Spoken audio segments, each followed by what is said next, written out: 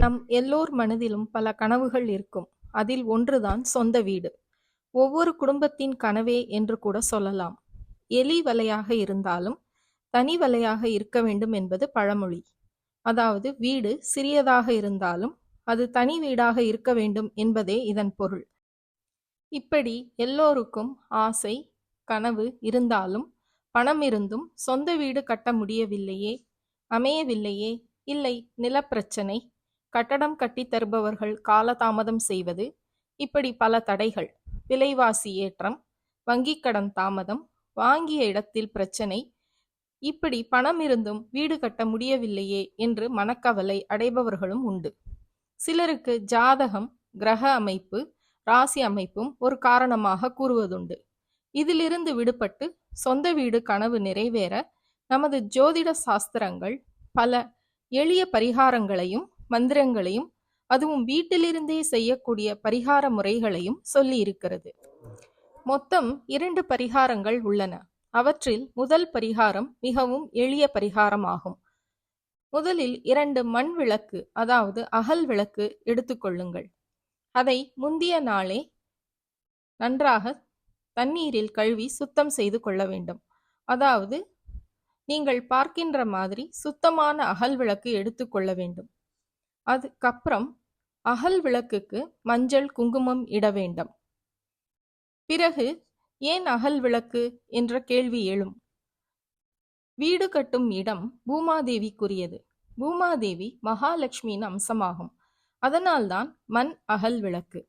அதன் பின் 2 அகல் விளக்கிலும் விளக்கெண்ணெய், அதாவது ஆமணக்கு எண்ணெய் என்றும் கூறலாம்.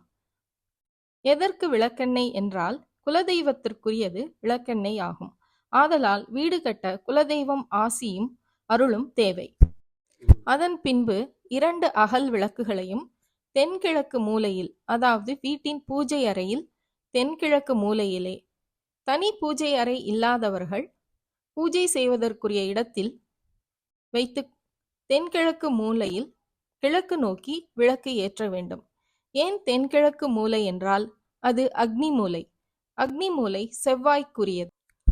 செவ்வாய் அங்காரகன், பூமி புத்திரன், நிலத்துக்குரியவர். அதனால் தென்கிழக்கு மூலையில் ஏற்ற வேண்டும். அதேபோல் விளக்கை வெறும் தரையில் வைத்து ஏற்றக்கூடாது. பித்தளை அல்லது வெள்ளி சிறிய தட்டிலோ அல்லது மணப்பலகையிலோ கோலமிட்டு தென்கிழக்கு மூலையில் கிழக்கு நோக்கி ஏற்ற வேண்டும்.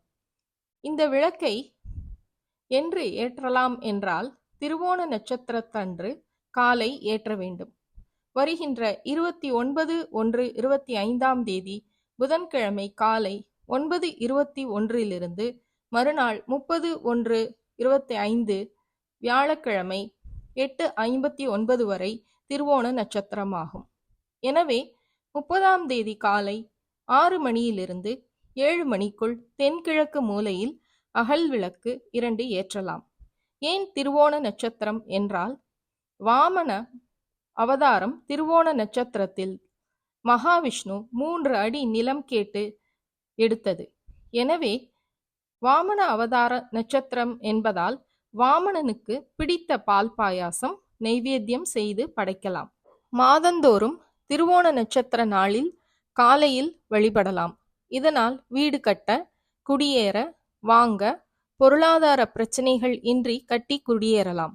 மேலும் பூஜை தினத்தன்று இந்த எளிய 2 வரி மந்திரத்தையும் கூறியோ அல்லது கேட்டோ பூஜை செய்யலாம். இதனால் செவ்வாயினால் ஏற்பட்ட பீடை நீங்கும் என்பது ஐதீகம். செவ்வாய்க்கான மந்திரமும் அதற்குரிய அர்த்தமும் தமிழில் கேட்கலாம். செவ்வாய்க்குரிய மந்திரம்: பூமி புத்ரோ மகா தேஜா ஜெகதாம் பயக்ருத் சதா விருஷ்டிகிருத் விருஷ்டி ஹாதாச பீடாம் ஹரத்துமே குஜக. இந்த மந்திரத்திற்கான பொருள் தமிழில்: பூமியின் புத்திரனும் எப்பொழுதும் பயத்தை கொடுக்கிறவனும் அல்லது பயத்தை போக்குகிறவனும் மழையை உண்டு பண்ணுகிறவனும் அல்லது மழையை தடுக்கிறவனுமான ஸ்ரீ அங்காரக பகவான் என்னுடைய பீடையை போக்க வேண்டும் என்பதே இதன் பொருள். மீண்டும் ஒருமுறை உங்களுக்காக அங்காரக மந்திரம். செவ்வாய்க்குரிய மந்திரம்: பூமி புத்ரோ மகா தேஜா ஜகதாம் பயக்ருத்சதா விருஷ்டிகிருத் விருஷ்டி ஹாதாச பீடாம் ஹரத்துமே குஜக. இரண்டாவது எளிய பரிகாரம்.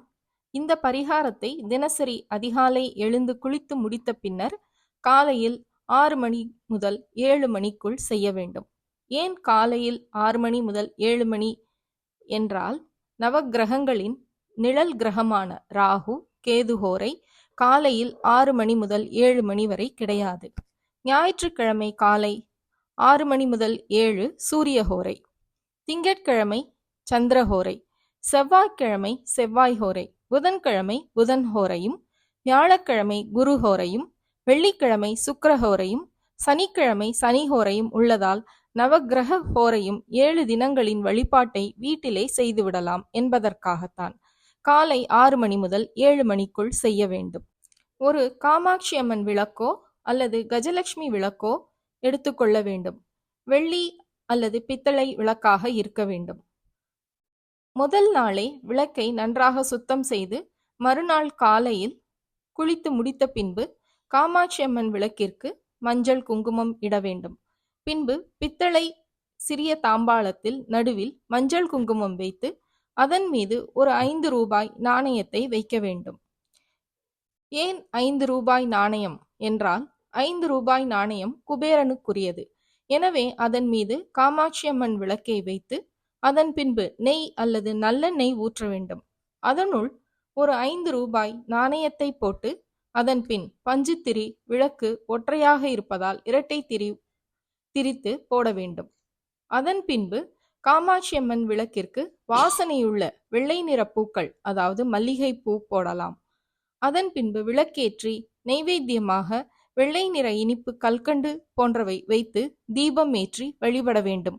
இப்படி தினசரி காலை 6 மணி முதல் 7 மணி வரை செய்வதால் மகாலட்சுமியின் அருளும் குபேரனின் அனுக்கிரகமும் கிடைக்கும். பண பிரச்சனையும் வீடு வாங்க கட்ட தடையாக இருக்காது என்பது ஐதீகம். இப்படி 2 பரிகாரங்களில் எது உங்களுக்கு எளிமையாக இருக்கிறதோ அந்த பரிகாரத்தை நீங்கள் செய்யலாம். ஆனால் 2 வரி மந்திரத்தை சொல்வதோ அல்லது கேட்பதோ 2 பரிகாரத்திற்கும் பொதுவானது. எனவே எதையும் நம்பிக்கையோடு கையாண்டால் அதில் ஒரு முன்னேற்றம் ஏற்படும் என்பது பொதுவான கருத்து. பரிகாரத்தையும் நம்பிக்கையோடு அணுகுங்கள், நன்மை கிடைக்கும். இந்த 2வது பரிகாரத்தை 7 தினங்களோ அல்லது 9 தினங்களோ அல்லது 12 தினங்களோ அல்லது 27 தினங்களோ செய்யலாம். அவரவர் விருப்பப்படி வசதிக்கேற்ப செய்து கொள்ளலாம். இது போன்ற ஆன்மீக செய்திகளுக்கு பத்மம் யூடியூப் சேனலை சப்ஸ்கிரைப் செய்யுங்க, லைக் பண்ணுங்க, கமெண்ட் பண்ணுங்க, ஷேர் பண்ணுங்க.